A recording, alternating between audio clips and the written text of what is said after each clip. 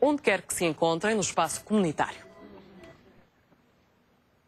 É nosso convidado o Comissário Paulo Flor, do Comando Metropolitano da PSP. Muito bom dia, Paulo. Obrigada por estar aqui connosco. Ainda 70% de chamadas falsas é um número que difícil mesmo de imaginar. Sim, obviamente que estamos a falar também de um número grande de chamadas. Quantas chamadas, Paulo? Tendo em questão que por dia são cerca de 25 mil o número de chamadas que são feitas para as linhas de emergência 112 em todo o país.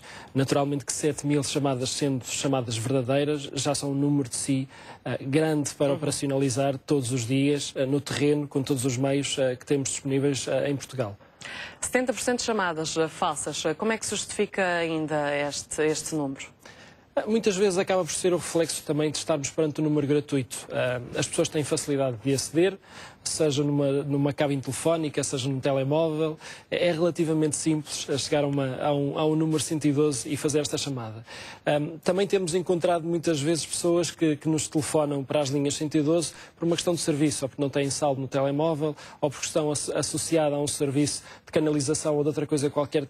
As coisas mais disparatadas, muitas vezes, que se possam imaginar, calham no serviço 112, e aquilo que tentamos evitar, e todos os dias, principalmente ano após ano, e hoje mais do que nunca, o dia do número europeu de emergência 112, queremos de facto potenciar esta comunicação. O número 112 é um número válido, é gratuito, mas é de facto um número de emergência. Paulo, há também certamente casos em que as pessoas sabem, obviamente, que 112 é um número de emergência médica, que só serve para tal, mas que mesmo assim continuam a ligar.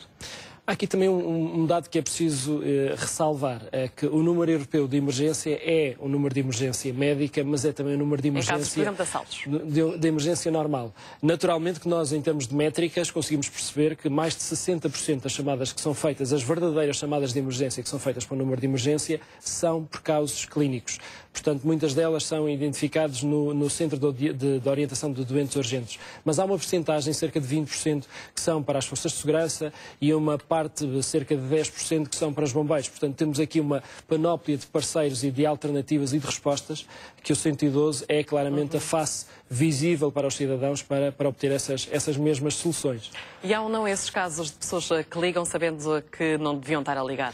Há uma ínfima parte que nós temos, de facto, essa referência. Pessoas muito concretas que utilizaram o serviço 112, já o fizeram no passado, e que muitas vezes leva a que tenhamos que enviar para determinados locais, porque a partida, partimos do pressuposto que estamos perante uma chamada verdadeira, enviamos para o local chamadas de bombeiros, ou chamadas policiais, ou eventualmente até próprias ambulâncias, e só no local é que percebemos que de facto estamos perante uma não chamada de emergência, uma chamada falsa, e a partir daí este é para nós o pior conflito que pode gerar em termos de 112, porque estamos a identificar meios que podem ser necessários numa outra parte e que nesse momento não estão a ser utilizados. Essa é uma das principais dificuldades, muitas vezes usar meios que normalmente já são escassos e depois usam esses meios para chamadas que não têm qualquer validade. Efetivamente, essa para nós é a nossa principal problemática. Essas pessoas que ligam têm alguma consequência? São punidas de alguma forma ou são avisadas apenas? A linha nacional de emergência, neste caso europeu 112, permite-nos identificar as chamadas. Em situações muito especiais, se de facto estiver em causa vidas humanas ou porque uma determinada situação que foi tornada de emergência, mas que de facto não era, nós temos capacidade no ordenamento jurídico português nacional de georreferenciar a chamada, identificar a pessoa e promover processos se necessário for. E já há casos desses ainda não, processos? Felizmente ainda não. Felizmente ou infelizmente, Paulo? Porque felizmente... ainda são 70% falsas. Há aqui uma... Se houvesse maior punição, não poderíamos assistir a uma diminuição destas chamadas falsas? Há aqui um princípio que também gostaríamos de deixar bem claro. Não são chamadas falsas, são chamadas de não emergência.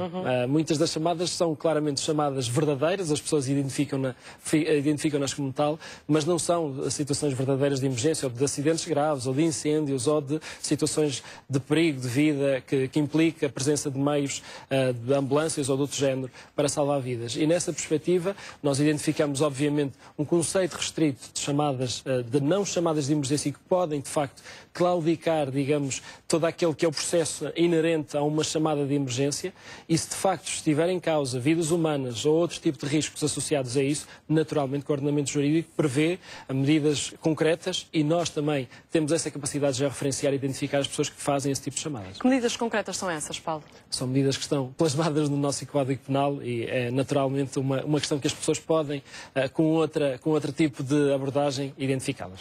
Paulo, ainda há certamente muitas dúvidas sobre este número 112. Por exemplo, a maior parte das pessoas desconhece que o 112 é comum aos 27 países da União Europeia. Portugal, mesmo assim, tem a grande vantagem de estar acima da média europeia.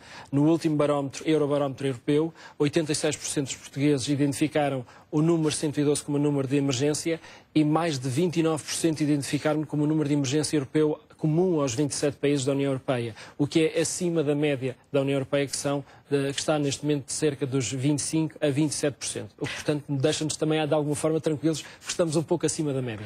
Paulo, em relação ao serviço que é prestado em Portugal, as pessoas que estão a atender estas chamadas têm domínio de outras línguas para o caso de estrangeiros que liguem para o 112?